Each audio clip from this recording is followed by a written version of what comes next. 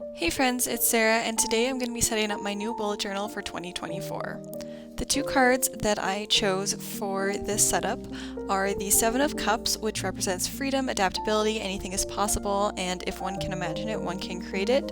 And the second card that I chose is the Hanged Man, which represents a moment to think and reflect, suspension, letting go of the things keeping one weighed down.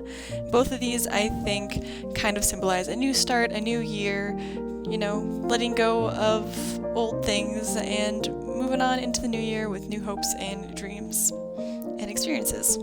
So this year, instead of an Archer and Olive bullet journal, I got a Lecterm one again because they came out with ones with a thicker paper. So this is a 120 GSM Lecterm notebook. And then I bought some stickers off Redbubble. In the bottom right corner, I have a Nerdfighteria one. I have one about books. I have Serenity from Firefly. I have Joe from Little Women.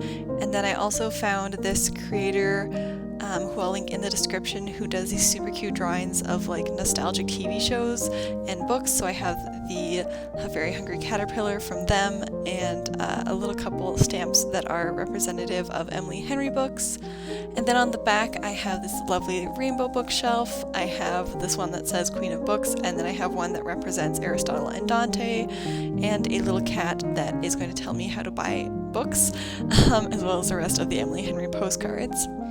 And then I had some left over, so on the inside cover I did the rest of my nostalgic TV shows. So you have Lunette from The Big Comfy Couch, you have Sagwa from the Sagwa TV show, you have Roly Poly Oly, and then my friend got me this Cats and Books sticker when she was in Scotland, so I put that in there too.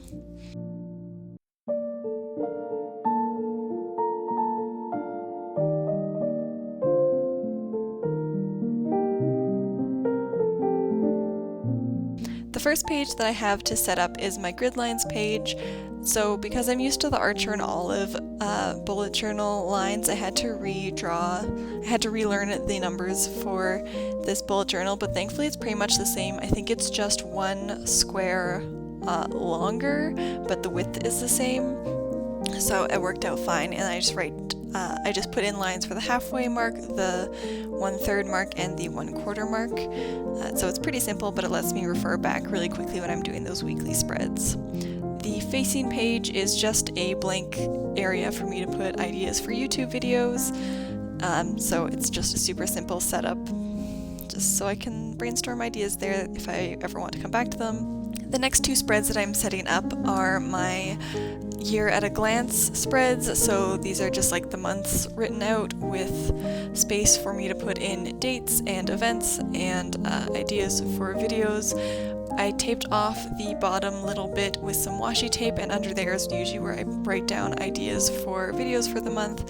So sometimes I will do videos that are specific to a time, like doing books for Black History Month in February, or queer books in June for Pride, so I write those underneath the washi tape, as well as themes for my bullet journal each month.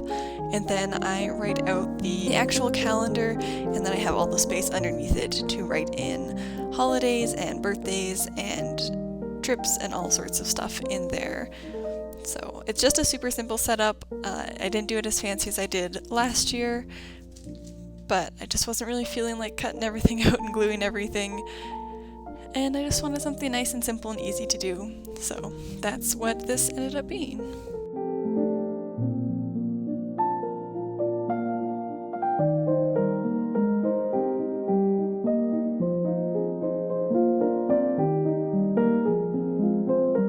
Then on the next spread is just the second half of the year, so this is July through December, exact same thing, just with the second half of the year.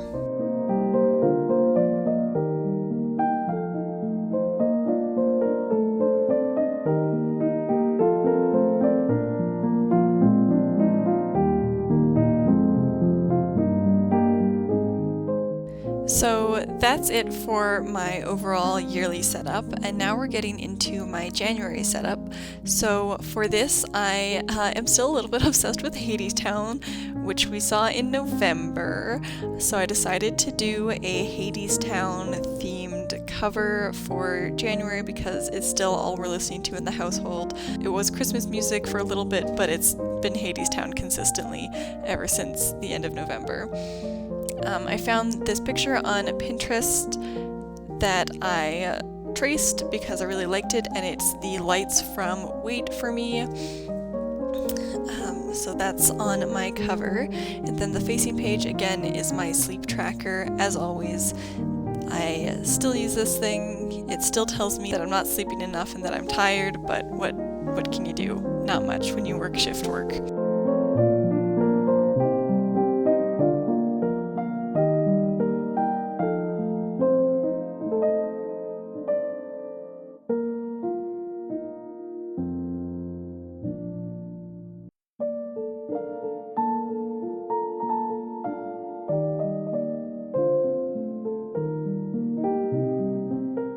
So then I wrote sleep tracker up top, and I used a washi tape. This is just like a blue kind of galaxy star washi tape. I actually put it on kind of crookedly, but it is what it is.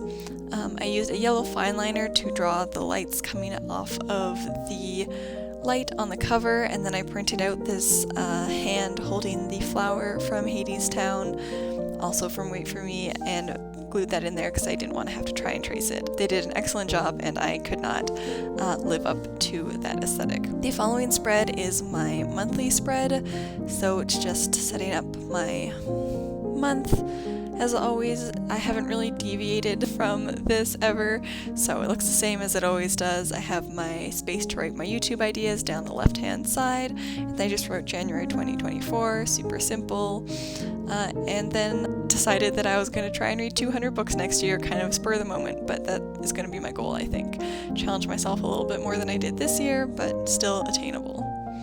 Then for my weekly spreads here, you will see me drawing music. I wasn't sure how to incorporate the Hadestown theme into my weekly spreads, and I couldn't find anything on Pinterest where I usually get a lot of my inspiration, or where I just copy people's things because they're more creative than I am. So I decided that I would represent the songs from Hadestown by drawing out sheet music, something that I have never really done. I used to play piano and I was in band in junior high school, so I know how to read music, but I've never really had to draw much of it, so this was quite the choice. I would look up different songs online and then trace out a bar or two of the song into each day of the week, and yep, it really took me a long time. This is quite sped up because it was really quite the task to accomplish,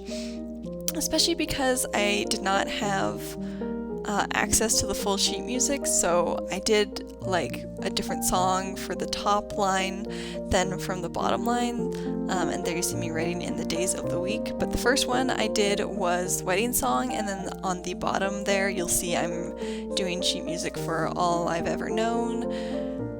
And I did do this for the entire month. I'm not gonna I didn't show you the whole thing because I did it off camera because it took me half an hour a page maybe, but my entire January is all the different songs from Hadestown, which is quite lovely. It's like nice little music to go along with my days, but man oh man, was this labor intensive, and would not really recommend doing it. Honestly, if I were to do it again, I feel like just print it out and cut it out and put it in your bullet journal. And I did write the songs along the edge there because there's no way I was going to remember them. I'm not great at sight reading sheet music, so I wrote them in. Then I went back and wrote in the dates for my month and colored in the space for the days of the week in this blue, and then wrote in the days of the week as well. I always think of January as a blue month. I don't know if that's just from school, but in my mind it's a very blue month. I then realized that I had not actually put in the dates for my Year at a Glance second half of the year, so I went back and put in all of the dates for July to December because those are important to have in this spread. It's literally its entire purpose. As you can see, I was a little scattered while doing this. I kept kind of flipping back and forth between things because I'd get bored and I didn't want to write all the numbers out, so I'd go and do something else and then come back, but it all got done in the end. Then I'm back again at my cover page, and in the picture that I copied, the artist had done these cool like squiggles to represent the light, so I did my own version. This was just free-handed. I didn't try and attempt their squiggles exactly because I think that would have been psychotic. I just drew random little blob shapes and then just like retraced the outline inside it smaller and smaller until I'd filled up all the white space. And this was very cathartic. Like, this was like a nice little kind of meditation, and I was like, maybe I should just do this all the time. Maybe this should be, instead of like some people are really into coloring books, maybe I should just draw little squiggles like this all the time, because it felt very nice and calming, and there was no like, you have to do it super well. It can be a little bit messy, it doesn't really matter, and especially with the yellow fine liner, it's pretty forgiving because it's fairly light, so any mistakes get kind of hidden, and it's really hard to make a mistake doing this because it's all just freehand and there's no rules. It was great. It was very freeing. I enjoyed it a lot and would highly recommend you giving it a try too. It was very meditative.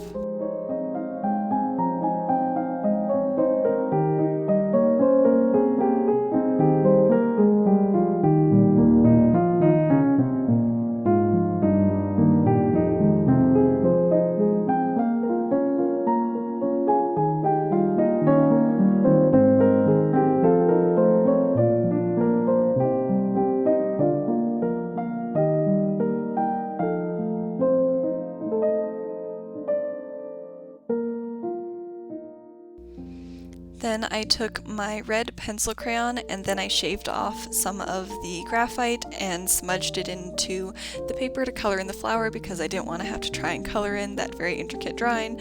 So I just kind of shaded it in, and it looks nice, so I like that. And then I colored in the lamp in this kind of like copper, I guess, color, bronze, I don't know. I think it's a bronze pencil crayon. It's kind of metallic. And then I shaded in the light bulb as well. I shaved off some of that graphite and spread it in to give that glow effect on the light bulb. Then I went over the light again with a darker brown and then used a silver to color in that kind of cage around it and filled in some more little squiggles in between the cage lines to make it look complete. And that is my 2024 and January 2024 bullet journal setup. I'm very happy with how it turned out. It was not super difficult to do.